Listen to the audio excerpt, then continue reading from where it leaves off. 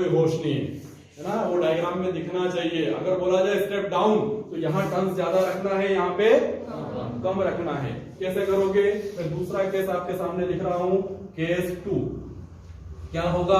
अगर n1 greater है n2 से, मतलब डिनोमिनेटर बड़ा है न्यूमरेटर छोटा है, तो जो ट्रांसफॉर्मेशन रेशो है आपका n2 डिवाइडेड बाय n1 वो क्या मिलेगा? मिलेगा लेस देन 1। डिनोमिनेटर बड़ा है, ठीक है।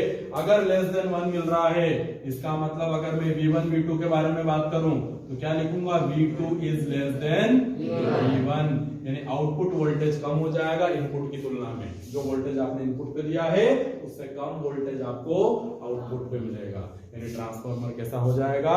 Step transformer. समझ पा रहे हैं बात को? ठीक है, तो स्टेप अप स्टेप डाउन आपको समझ में आता है। In case of transformation ratio, कहाँ टर्न्स ज्यादा रखने हैं, कहाँ पे कम रखने हैं, ठीक है। तो ये आपका ट्रांसफॉर्मर है, इस तरीके से आप दोनों ट्रांसफॉर्मर बना सकते हैं, ठीक है। और आगे बात करें, अच्छा एक और चीज यहाँ पे समझ में आती है कि अगर क्वेश्चन ऐसे पूछा जाता है कि भाई स्टेप अप ट्रांसफॉर्मर है मान लो, तो यहाँ तो वोल्टेज आप बढ़ा सक रहे हो, मतलब इसका मतलब अगर आपने किसी सोर्स से मान लो 10 वोल्ट का पोटेंशियल अगर जनरेट करा, तो हम तो चाहे तो 10 से 100 कर सकते हैं। वोल्टेज अगर हम बढ़ा पा रहे हैं इसका मतलब क्या? एनर्जी जनरेट हो रही है। वोल्टेज अगर बढ़ा पा रहे हैं मतलब एनर्जी बढ़ रही है। अब बोल रहे हैं वोल्टेज कम आ रहा है यार, पावर कम चल रहा है, वोल्टेज कम है, वोल्टेज बढ़ रहा है, इसका मतलब यही समझ में आ रहा है। क्वेश्चन इससे पूछा जाता है कि स्टेप अप ट्रांसफॉर्मर वोल्टेज को बढ़ा देता है आउटपुट पे, क्या इसका मतलब एनर्जी आप जनरेट कर रहे हो? तो उसको एक्सप्लेन कैसे करना है, देखिए एक चीज पे ध्यान देंगे आप। यहाँ पे मैं ये इक्वेशन आपके सामने से हटा देता हूं, यहां लिख देते हैं, ठीक है। यहां पे in case of ideal transformer, है ना, ट्रांसफॉर्मर में अगर कोई लॉस नहीं होगा तो क्या लिखोगे आप? यहां पे लिखोगे आउटपुट पावर जो आपको मिलने वाली है वो किसके बराबर होगी? इनपुट पावर के। कभी भी पावर चेंज नहीं होती है, जितना पावर आपने इनपुट पे दिया है उतना ही आपको आउटपुट पे मिलेगा, बढ़ने का तो सवाल ही नहीं है। आइडियल के केस में बराबर लिख रहे हैं, प्रैक्टिकली बात करेंगे तो आउटपुट कम हो जाएगा इनपुट की तुलना में। समझ पा रहे हैं बात को? ठीक है, तो यहाँ पे आउटपुट पावर और इनपुट पावर क्या होगी? बराबर होगी। अगर मैं आउटपुट पावर की बात करूं तो पावर का फॉर्मूला क्या होता है इलेक्ट्रिकल टर्म्स में? VI, product of voltage and current. समझ पा रहे हैं बात को? तो क्या लिखोगे यहाँ पे? मैं आउटपुट पावर को लिख रहा हूं यहाँ पे V2I2, voltage into current. Input power को क्या लिखोगे? Voltage into current. यहाँ पे V1I1 होगा, वहां पे V2I2 होगा। समझ पा रहे हैं बात को? अब देखो, अगर रेशो निकालोगे V2 अपॉन V1, ये V1 डिनोमिनेटर में आ गया इस तरफ, तो वहां क्या हो जाएगा? RHS में I1 अपॉन I2। अब आप देख पा रहे हैं कि अगर स्टेप अप ट्रांसफॉर्मर है तो स्टेप अप में V2 बड़ा है V1 से। देखो V2 बड़ा है V1 से, तो यहाँ I1 बड़ा हो जाएगा I2 से। मतलब वोल्टेज अगर बढ़ रहा है तो करंट कम हो जाएगी, keeping the product of VI constant. अगर वोल्टेज बढ़ाया तो करंट कम हो जाएगी, पावर चेंज नहीं होगा। पावर का फॉर्मूला होता है VI। अगर V2 बढ़ गया इसका मतलब I2 को क्या होना पड़ेगा? कम होना पड़ेगा, ठीक है। अगर आपने V2 को कम कर दिया स्टेप डाउन में, स्टेप डाउन में V2 क्या हो जाएगा? कम हो जाएगा। V2 कम होगा तो उसी रेशो में करंट क्या होगी? बढ़ जाएगी। V2 डिक्रीज हो रहा है मतलब I2 इंक्रीज हो जाएगा, कीपिंग द प्रोडक्ट। मतलब स्टेप अप ट्रांसफॉर्मर क्या कर रहा है? इनपुट से आउटपुट पे वोल्टेज को बढ़ा रहा है लेकिन करंट को कम कर रहा है। स्टेप डाउन क्या करेगा? वोल्टेज कम करेगा लेकिन करंट बढ़ जाएगा। मतलब ट्रांसफॉर्मर किसी भी कंडीशन में पावर जनरेट नहीं करता है। अगर स्टेप अप है वोल्टेज बढ़ रहा है, इसका मतलब हम ये नहीं कह सकते कि पावर बढ़ रही है। पावर क्या रहेगी? ठीक है, एनर्जी कंजर्वेशन को ओबे करता है। अब मैंने पावर लिखा है, इसका मतलब एनर्जी लिखा है, समझ रहे हैं ना? पावर का फॉर्मूला क्या होता है? Work done by time. Power का फॉर्मूला क्या होता है? रेट ऑफ वर्क डन, ठीक है। तो किसी पर्टिकुलर टाइम में जितना वर्क होगा, मतलब एनर्जी की बात कर रहे हैं, एनर्जी पर यूनिट टाइम। जितनी एनर्जी पर यूनिट टाइम यहाँ पे है उतनी एनर्जी पर यूनिट टाइम यहाँ पे मिलेगी, यानी आउटपुट और इनपुट पे एनर्जी क्या रहेगी? सेम रहेगी। मतलब एनर्जी यहाँ पे वोल्टेज बढ़ने पर भी एनर्जी बढ़ नहीं रही है, क्योंकि करंट कम हो जाएगी और एनर्जी उतनी ही रहेगी जितनी इनपुट पे थी। समझ में आ रही बात? तो एनर्जी कंजर्वेशन को ये क्या करता है, ठीक। तो ये ट्रांसफार्मर आपके सामने है। अब एक टॉपिक इसका बचेगा, लॉसेस ऑफ ट्रांसफार्मर। कौन कौन से लॉस ट्रांसफार्मर में होते हैं, ठीक है। अपन चाहें तो इसको पूरा कर लेते हैं। क्या टाइम हो रहा है देखिए, बताना जरा। जल्दी तो नहीं किसी को?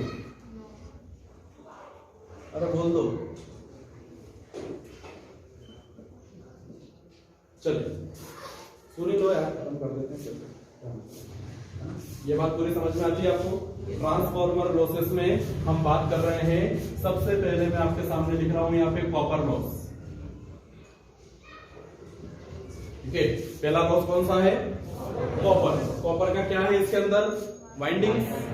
अभी हमने बोला है कि वायर को कैसा लेना है, ठीक वायर लोगे तो कॉपर लॉस कम हो जाएगा। कॉपर लॉस मतलब loss of heat, loss in form of heat, है ना। पतले वायर होंगे, हीट ज्यादा बनेगी, डिस्कस कर चुके हैं। तो कॉपर लॉस होता है, इसको मिनिमाइज किया जाता है वायर को मोटा रखकर, ठीक है। दूसरा होता है आपका आयरन लॉस, ठीक है। आयरन लॉस को मैं यहाँ पे एडी करंट लॉस भी बोल सकता हूं। मुझे बताओ एडी करंट लॉस कहां पे होगा? अरे एडी करंट लॉस कहां पे होगा? कोर के अंदर। एडी करंट कहां बन रही है? कोर में। उसको कम करने के लिए हमने क्या किया? कोर के साथ फ्लोटेड कर दिया कोर को, ताकि इलेक्ट्रॉन्स एक स्लॉट से दूसरे में नहीं जा पाए। मतलब एडी करंट को मिनिमाइज कर दिया। अगर इलेक्ट्रॉन्स फ्री होते मूव करने के लिए तो कहीं पे भी मूव कर जाते, ज्यादा लंबा पाथ मिलता, मतलब करंट ज्यादा बनती। इलेक्ट्रॉन्स अगर फ्री रहेंगे, कहीं पे भी घूमेंगे तो करंट का मैग्नीट्यूड बढ़ जाएगा। तो स्लॉटेड लेमिनेटेड करके हमने क्या किया? किसको कम किया? एडी करंट लॉस को कम किया, ठीक है। तीसरा होता है यहाँ पे हिस्टेरेसिस लॉस। फिर ध्यान देंगे, ये टर्म जो है हिस्टेरेसिस, ये अपने आप में बहुत बड़ा टॉपिक है। ये हम पढ़ते अगर मैग्नेटिज्म वाला चैप्टर पढ़ते तो, लेकिन जरूरत यहाँ पे बढ़ रही है इसकी। मैं आपको ब्रीफ में एक्सप्लेन कर दूं। देखो, ये जो आपका कोर है, कहीं का बना हुआ है? सॉफ्ट आयरन का। अभी मैंने कहा है कि इसकी पोलैरिटी बार बार चेंज होगी। इसकी पोलैरिटी चेंज होगी मतलब ये जो आपका सोलेनोइड है, इसके पोल्स बदलेंगे। ये नॉर्थ, ये साउथ, कुछ समय बाद में ये नॉर्थ, ये साउथ, फिर ये नॉर्थ, ये साउथ, ये नॉर्थ, ये साउथ। इसकी पोलैरिटी चेंज हो रही है। इसकी पोलैरिटी चेंज हो रही है मतलब ये जो कोर है, ये कोर के साथ में क्या होगा? इस कोर के साथ में बार बार ये प्रोसेस चलेगी। कौन सी प्रोसेस? Magnetisation and demagnetisation. आप लोग याद करो, 10th क्लास में आपने इलेक्ट्रोमैग्नेट बनाई थी। आयरन के ऊपर आपने कॉपर वाइंडिंग को लपेटा था, और जब करंट फ्लो कराई थी तो वो आयरन किसकी तरह बिहेव करेगा? मैग्नेट की तरह। ये आयरन जो है ये मैग्नेटिक मटेरियल है, ये मैग्नेट की तरह बिहेव करेगा अगर इस तरीके से हम कॉपर वाइंडिंग लपेट के करंट फ्लो करवाएंगे तो, ठीक है।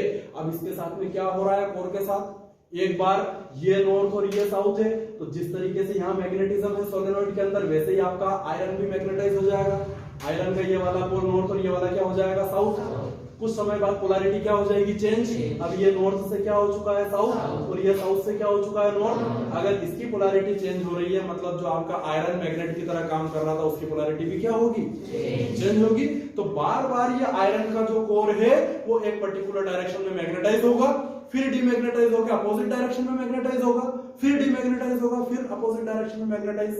तो मैग्नेटाइजेशन, डीमैग्नेटाइजेशन से बार बार ये प्रोसेस चलती रहेगी, ठीक है। और इस प्रोसेस में ये कोर बहुत ज्यादा गर्म हो जाएगा। कैसे हो रहा है मैग्नेटाइजेशन, डीमैग्नेटाइजेशन? कोर के अंदर यहाँ पे डोमेन्स है। इस आयरन कोर के अंदर क्या है? मैग्नेटिक डोमेन से। अगर मैं नीडल के टर्म में बात करूं, आप याद करो हमने जब वो चैप्टर स्टार्ट किया था यूनिट 3, मैंने बताया था आपको कि इस तरीके से छोटे छोटे बहुत सारे मैग्नेट्स होते हैं उसके अंदर, जो एक पर्टिकुलर डायरेक्शन में अलाइन होते हैं। अगर सारे मैग्नेट इस डायरेक्शन में अलाइन है, ये नॉर्थ और ये साउथ, ठीक है, उस समय ये वाला पोल नॉर्थ और इधर वाला क्या हो जाएगा? साउथ हो जाएगा। फिर ये अलाइनमेंट वापस चेंज होगा। अगर अपोजिट डायरेक्शन में अगर अलाइन उसको करना है मैग्नेटाइज, तो ये अलाइनमेंट इनका सबका कहां होगा? इस डायरेक्शन में। अब इस प्रोसेस में ये डोमेन सारे उस मटेरियल के अंदर घूमेंगे, और ये जब घूमेंगे तो अंदर क्या जनरेट होगी?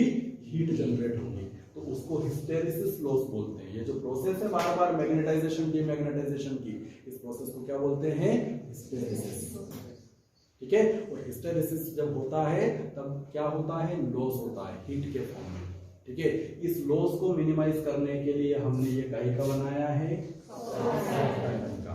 तो सॉफ्ट आयरन कोर लेने के पीछे दो कारण। पहला कारण कि सॉफ्ट आयरन क्या है? फेरोमैग्नेटिक मटेरियल है, तो मैग्नेटिक लाइंस उसके अंदर से चलेगी, पहला। और दूसरा कारण है कि सॉफ्ट आयरन का हिस्टेरिसिस लॉस कम होता है। ये मटेरियल टू मटेरियल वेरी करता है। सॉफ्ट आयरन का हिस्टेरिसिस लॉस बहुत कम होता है, इस वजह से हमने सॉफ्ट आयरन को लिया। तो दो कारण समझ में आते हैं, पहला वो फेरोमैग्नेटिक है, फ्लक्स अंदर से जाएगा, दूसरा उसके अंदर लॉस क्या होगा? कम होगा। ठीक है, तो ये तीसरा लॉस है। फोर्थ हम बात कर रहे हैं फ्लक्स लीकेज। अभी हमने कहा है कि मैग्नेटिक फ्लक्स जो है प्राइमरी का वही जाएगा सेकेंडरी पे, लेकिन ऐसा 100% होना तो पॉसिबल नहीं है।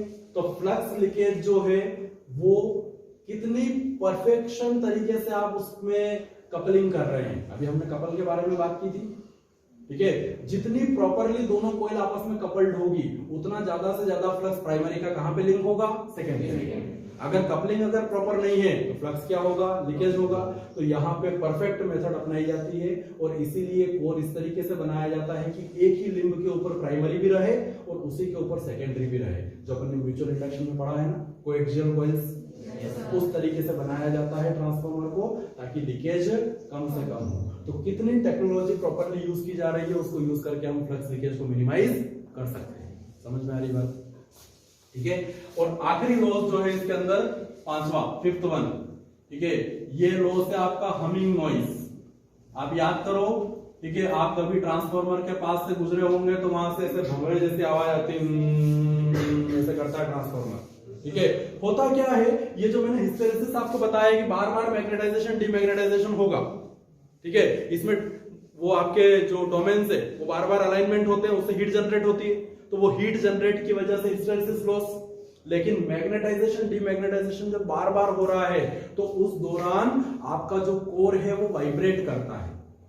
ये जो कोर जिसके ऊपर लगा है ना, ये कोर क्या करता है? वाइब्रेट करता है। उस वाइब्रेशन की वजह से, जैसे मोबाइल फोन वाइब्रेट करता है और नॉइज पैदा होती है। ठीक है, आप टेबल पे रखोगे और वाइब्रेशन अगर कर रहा है तो की आवाज पैदा होती है उसमें, तो वाइब्रेशन की वजह से हमिंग नॉइज पैदा होता है। ठीक है, आप सोचने वाली बात है कि नॉइज अगर हो रहा है तो वो भी साउंड एक एनर्जी का फॉर्म है, वो कहां से आ रहा होगा? जो एनर्जी आपने दी है उसी के फॉर्म पे प्रोड्यूस हो रहा है। तो हमिंग नॉइज के फॉर्म में भी एनर्जी लॉस होता है ट्रांसफार्मर के अंदर। ठीक है, इसीलिए कोर को एक ऑयल के अंदर डुबा के रखते हैं।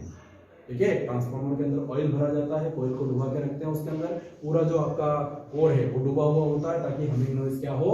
कम पैदा हो, वाइब्रेशंस कम हो। ठीक है, तो ये 5 लॉसेस है आपके सामने। ठीक है, ये 5 लॉसेस को आप नोट कर लो, इनके बारे में 2-2 लाइन जो मैंने बताई है वो आप लिख सकते हो, बुक के अंदर आपको मिल जाएगी। ठीक है, तो यहाँ पे आपका इलेक्ट्रोमैग्नेटिक इंडक्शन 4th यूनिट का पहला पार्ट कंप्लीट होता है। कल से हम स्टार्ट करेंगे अल्टरनेटिंग करंट। ठीक है, जिसका सेकंड पार्ट